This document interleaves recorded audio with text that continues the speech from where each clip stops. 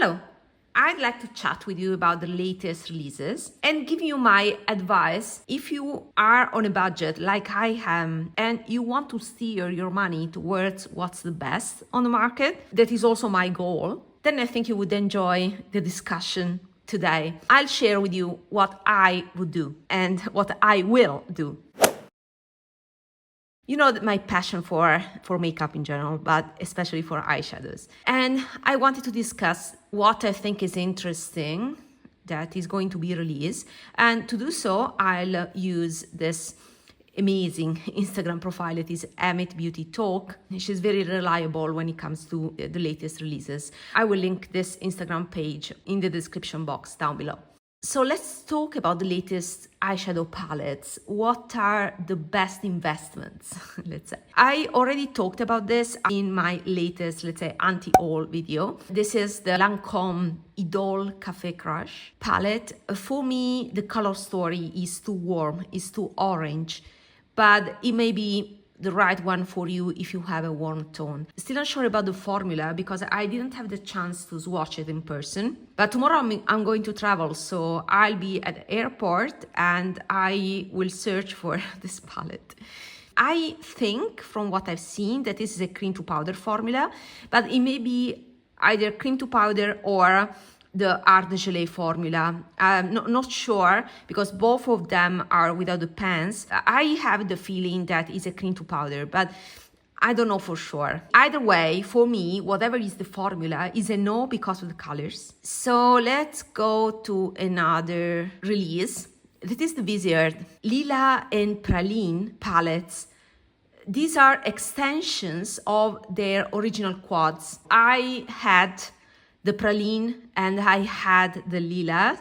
What happened was that I combined the two and I sold the quad with the leftovers, let's say. For me, these palettes are a no, although you know how much I love Viseart mattes. I still don't like too much their shimmers. It's about the texture that to me is a bit thick. It's a bit traditional, so they're not for me. And these palettes have a high content of shimmer, so there are half shimmer, half matte, and I never use Viseart shimmers, to be honest, because I have shimmer formulas that I prefer, and you can refer to this video. It's old but still valid about my favorite shimmer formulas. The Pro palettes by Viseart, the ones that are all matte, those are the ones that I tend to buy, and the latest one that I bought was the Brow, the Taupe palette that is all matte plus some waxes. But when it comes to this mixture for consumers,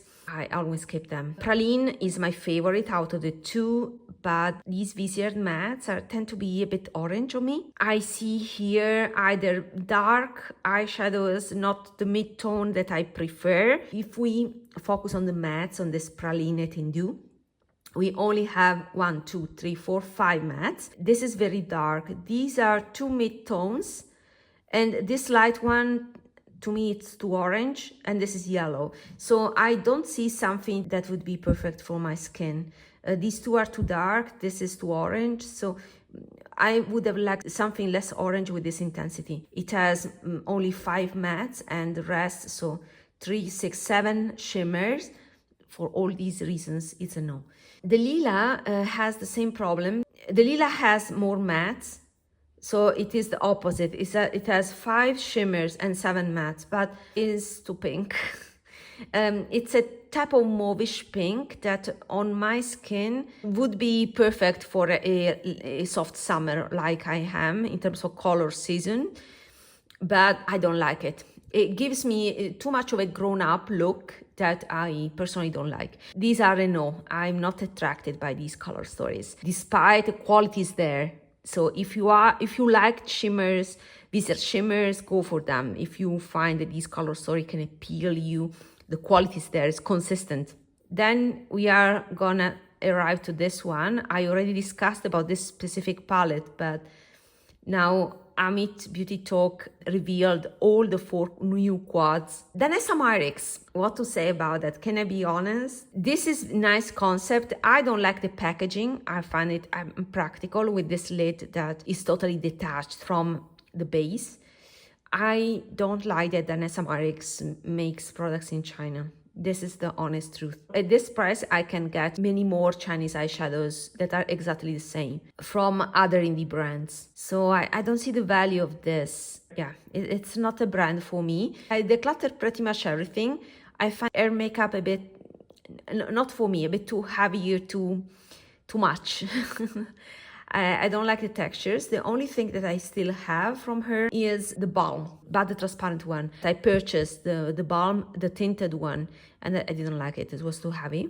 But the transparent one, I have a mini size. I kept it. I think I never used it, but I still have it. And then, let's see. We talked about these extensively. This is a good buy. The quality, the Hourglass quality to me is unbeatable. I wish they had gray colors. And if you are in US that you can customize your palette, then check my video because you can get the best arrangement for you, pick your custom palette and call it a day, right? It's fantastic. Revolutionary. I understand the reason why Hourglass decided to go for US customers only. They wanted to limit it in a certain way, the amount of custom orders. And this is proven also by the fact that also for US customers, they are allowed to order only one palette per person. So it makes sense because this is much more difficult to handle, right? And therefore, I think that they want to experiment this. It's the first time they're doing this. And I hope that they will extend the possibility of customization for everybody. But for now, I'm fine with the pre-made Hourglass palettes I already have. Okay, it's not a palette, it's not an eyeshadow palette, but I'm very tempted by this. By Terry used to have amazing summer palettes that had a zigzag shape. I used to buy them every year. There was a fantastic one made of bronzers and bright blushes. They were very blurring. I think the technology is the same. I think those powders are the same as this. So to be honest, I'm tempted by Rosy Romance, and I do not exclude that I'm gonna pick it up. Just one color, I think number one, Rosy Romance would be my choice because I'm cooler toned, so no orange, no peachy things. So it's either Rosy Romance or Pink Passion, but I think Rosy Romance, I can use it more confidently, although is warmer, it has more yellow. These are beautiful as well. This one, Spicy Song, not for me, but for me is either number one, Rosy Romance, or number three, Pink Passion. It's not a compelling, purchase. But the reason why I wanted to do this video is about this one. And that is the final message that I wanted to convey. Instead of buying every other eyeshadow palette that I just mentioned until now, I would buy one of these. Pick your favorite color because these are the best formula, in my opinion, from a Western brand. I love the mattes of YSL Couture Mini Clutch eyeshadow palettes. They are fantastic. And you may say, oh, but you decluttered yours. Yes, I decluttered mine. I used to have Stora dolls. This is Stora dolls, and I wanted to put it here on purpose, side by side, and I'll tell you one thing. I decluttered my Stora dolls. Why? It had too much of a contrast. You can refer to my video about this palette, Stora dolls. The reason why I decluttered was that it didn't fit the way I'm doing my makeup. Over the time, I'm simplifying even more the way I'm doing my makeup, but I'm practically a one and done person. So I usually use a color that should be a tad darker than my skin. I don't use inner corner highlights. I use a all over shimmer for glam looks, and sometimes I would need a dark eyeshadow. So for me, it's important to have a skin tone color that is a tad darker than my skin and a dark color. With the duo, I'm fine, plus maybe a shimmer. With this trio, I'm fine. That is the way I'm doing my makeup. This Stora Dolls palette didn't fit that because this brown was okay. This one was lighter. This color here was a matte, but lighter than my skin tone, or almost equal to my skin tone, if even lighter. And it was not suitable for this one and done purpose. This one was a satin that was practically invisible on my eyes. It was very subtle. And this one was glittery. So overall, I only liked the brown. It was not enough to keep the palette. That's the reason. However, I knew that as soon as I had found a mid-tone matte, that would have been my perfect Yves Saint Laurent palette. And now I'm seeing this, that is Captivating Dunes, that is different because it has that mid-tone nude color that is a tad darker than my skin, and it looks desaturated, so toned down with the gray.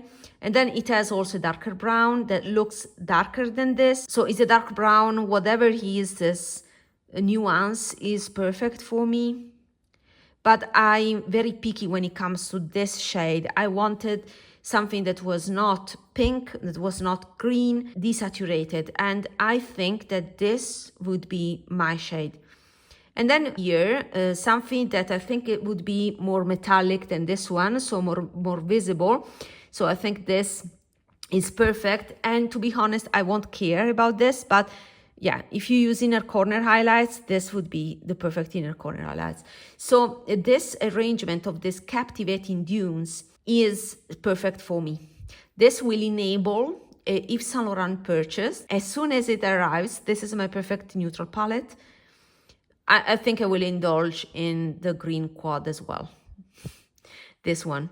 Although I still have the doubts that I expressed in my previous video. I've seen some swatches now, so it's not orange, but I think it's too much pink. And it's a mid-tone that I don't like. I don't care for this light shade. I know that it is a bit greenish, but it won't be visible. It would look like a white on the eyes. And this is dark, and this would be nice. So I'm still unsure, but maybe what I will do, since I'm also on a budget this time, this period of my life, I think I will start with this one. This I know that is my perfect palette. This I know that I will use it every day. And I'm also captured by this one because of this peach. I like how bright it is. And with this type of peachy shades, this brightening quality can be youthful. That's why I'm attracted by it, but I know that I won't appreciate the other shades. I think this one at the top left would be kind of a duochrome, I suspect. And the bottom two are totally not my type of shade. So that's the reason why I don't think I will buy it. But who knows, maybe I will watch reviews. So out of these four, and this one, this reminds me of a Tom Ford Honeymoon. This has a similar color story to a condensed, let's say, quad out of that Lancome Idôle Crush Café palette. I will appreciate from afar. Yeah, out of these, this is a purchase. This I will buy. I'm sure I will buy it. So out of these releases, I think I will buy a By Terry in this one, 720. Maybe the green one. If I place an order, I may be tempted to add another one in the cart. I can skip it. If I want to save money, I can skip this one. So these are my choices on a budget. Let me know if you have some plans to buy anything. And I'm always listening to your inputs. See you in my next video. Bye.